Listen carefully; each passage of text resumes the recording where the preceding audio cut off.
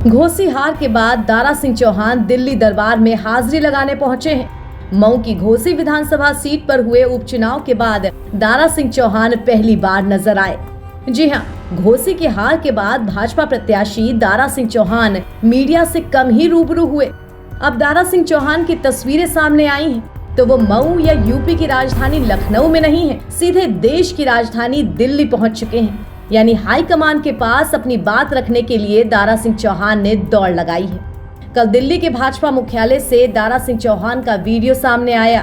हालांकि उन्होंने मीडिया से बात नहीं की, लेकिन दिल्ली पहुंचने का सीधा मतलब यही निकाला जा रहा है कि दारा सिंह चौहान शीर्ष नेतृत्व के सामने अपनी बात रखना चाहते हैं कि हार की वजह क्या रही।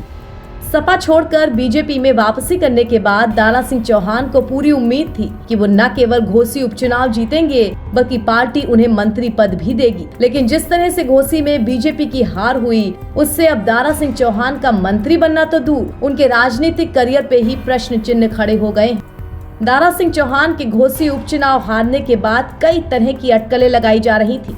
कहा जा रहा था कि दारा सिंह की बिरादरी की तरफ से ही उन्हें कम वोट मिले हैं। इन्हीं सब बातों को साफ करने के लिए और अपना पक्ष रखने के लिए अब दारा सिंह खुद दिल्ली पहुंचे हैं। यहाँ उन्होंने पार्टी के महामंत्री संगठन BL संतोष और राष्ट्रीय अध्यक्ष JP नड्डा से मुलाकात की है।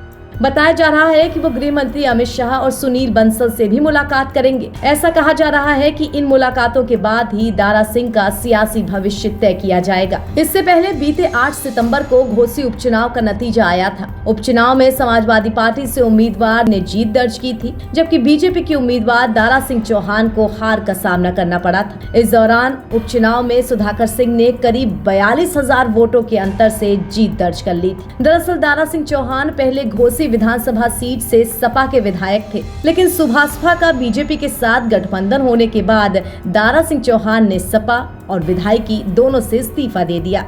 इसके बाद उन्होंने बीजेपी का दामन थामा।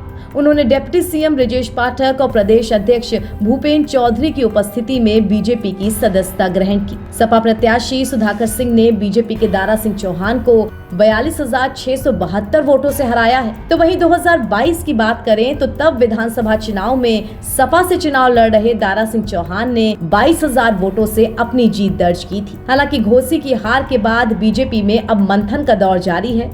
पार्टी ने हार की वजह तलाशनी शुरू कर दी है। बता दें कि दारा सिंह चौहान सपा में जाने से पहले जब बीजेपी में थे तो OBC मोर्चा के राष्ट्रीय अध्यक्ष भी थे। हालांकि विधानसभा चुनाव से ठीक पहले उन्होंने बीजेपी से इस्तीफा देकर सपा का दामन थामा था। योगी सरकार के पहले कार्यकाल के दौरान दारा सिंह चौहान 2017 से 2022 तक मंत्री भी रहे हैं, मगर अब घोसी उपचुनाव में हार के बाद दारा सिंह का राजनीतिक भविष्य ही खतरे में है। देखते हैं आला कमान क्या निर्णय लेता है। NBT ऑनलाइन की रिपोर्ट।